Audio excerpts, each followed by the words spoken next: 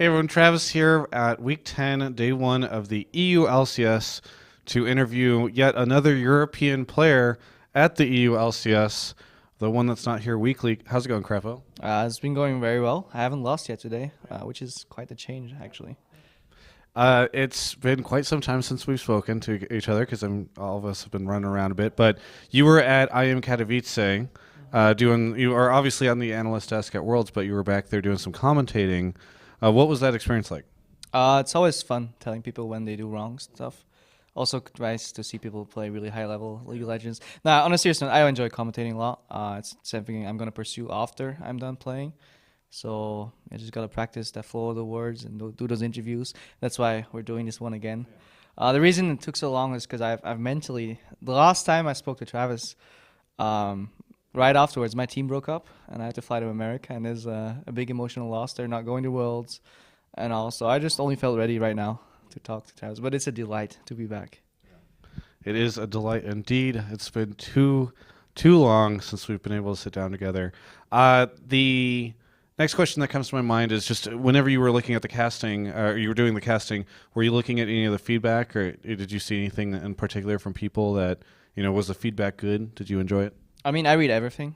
I spend too much time on my PC anyway, so I'm constantly checking Reddit, Twitter, and Facebook. So every comment that people make, I will probably have read. Most of them were positive. Then there were people saying like you're too harsh, and then at the same time there are people saying like you're not harsh enough. Right. You're fanboying C9 or whatever it was. I try to like identify which is good critique and which is bad ones. If it's trolls, I won't care. But there's always a point that a lot of people can make. That's why I continuously check Reddit even when we lose.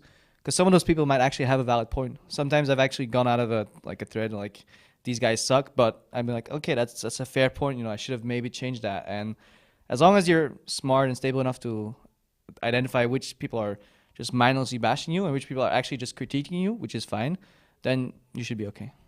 I always try to see if you're mindlessly bashing me or critiquing me whenever we talk.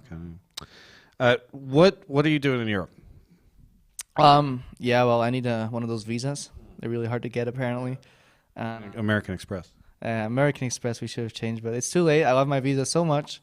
I've actually almost gotten my visa, and I'm waiting right now. The second it comes into my post box at the Alliance Gaming House, I'm jumping on a flight, and I'm going home. Hopefully sooner rather than later, because I actually want to play some LCS once in a while. It's a good thing to do when you're on a team in the LCS. Do you have like tracking on the visa or something like that, or is it just sort of like when it shows up, it shows up? I think I can possibly track it. I was like yesterday I went in, and then I'm waiting. Normally it should arrive tomorrow morning, which is Friday for you guys watching, and then hopefully I can get back in time for my games on Saturday. If not, I really hope I'm in time for my game on Sunday. I'll be quite jet lagged, so that will be an interesting experience. Yellow Pete and Snoopy also over here. Did they get their stuff approved? Yeah, Snoopy's on his way back right now, and Yellow Pete got there a couple of days ago. Apparently, German efficiency also proves to be the case when it comes to visas. Belgium, not so much. Obama has been visiting a lovely country, and everything shut down. So I had to actually go to Germany to apply for a visa there. Interesting. Well, it's next door, right? So you're good. I've learned that European geography while I've been over here. People should know that Belgium is near Germany and France. It's really cool, yeah. And other Netherlands, too, yeah. Mm-hmm. Yeah, actually, yeah, impressed by American geography right there. And is there water on the other side? There's water, yeah. And then yes, across from the water, there's like a little part, like England or something, and then Scotland. But like, who cares? I mean, who keeps track, anyways, right? I mean, I certainly don't. Now, you're headed back to America, but you guys haven't had a chance to play for a couple of weeks. What are your predictions for your guys' performance going into this next week? Well, given the recent performances, can't get much worse. I mean, we've not been playing too well. The metagame has changed. I have no idea what people have been doing in scrims, level 1 wise. I think we're gonna see a lot of cheese, especially from those lower teams. They're gonna cheese, super hard and try and catch people off guard and snowball it that way. Definitely interesting. I'm trying to watch as many games as I can. Benefit of being in Europe is that you can watch OGN on a actual normal schedule, right, yes, and you don't screw over your sleep schedule, and you can watch the almighty Koreans. So I took some notes there, see what they did, what they were building, like definitely drafting phase. I think when we come back, we just gotta rely people have okay or good mechanics, and then we just have to draft properly. That's where we're gonna win or lose those games. I tuned into OGN this morning. I was really surprised to see a lot of the things I was seeing. Faker on Heimerdinger, for instance. Just a ton of crazy things happening. So were you looking at those matches today for inspiration for how you guys can play this week? Yeah, I'm actually gonna switch to 80 carry, and yeah, the crazy supports coming out, and like Shaco jungle might be along the line, but we can't spoil too much, of course. Everything to the viewers' delight. Hey, what did you think of Vel'Koz support here?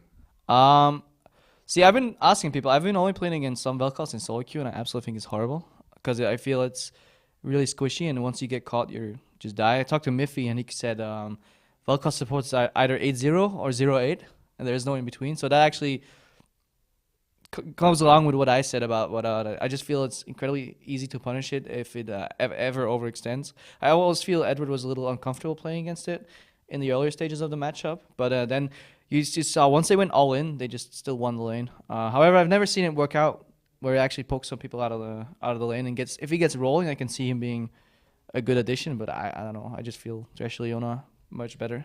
A lot of people used to say Katarina was good, but also high risk, high reward. Is Vel'Koz like the first like dramatically high risk, high reward support?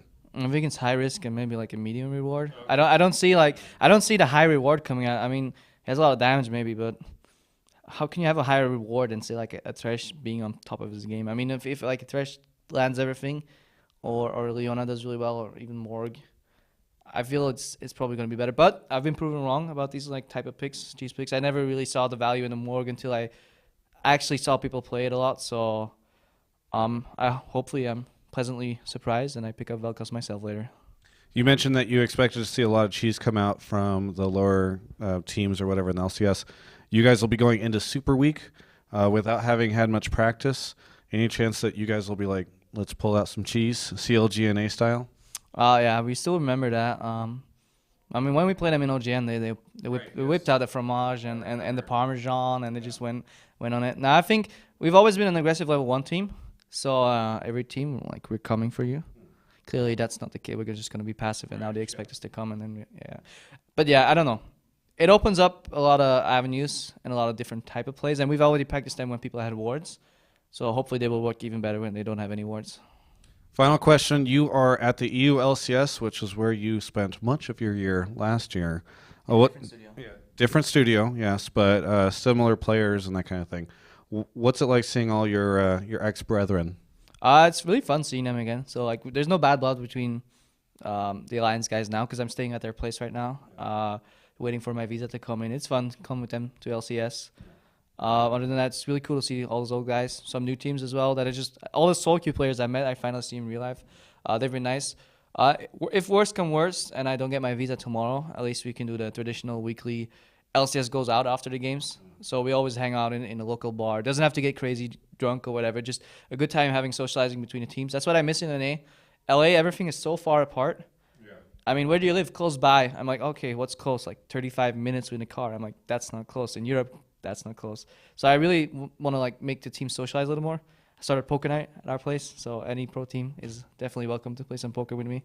And you too, Travis. Thank you. But you guys live so far away.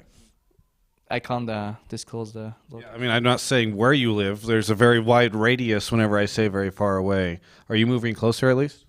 We don't live in where we initially lived in the Velocity House. We have actually moved. So we live about 45 minutes from the studio, which within LA terms is a respectable, somewhat close distance. Yeah, that's nice.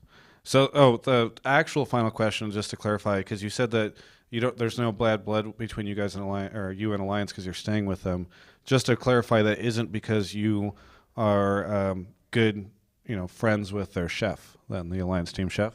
I don't know what you're talking about, Travis, but I do know the Alliance chef makes exquisite food and has many other talents. You can check out the rest of our coverage of the EU LCS and the NA LCS coming up over at ongamers.com.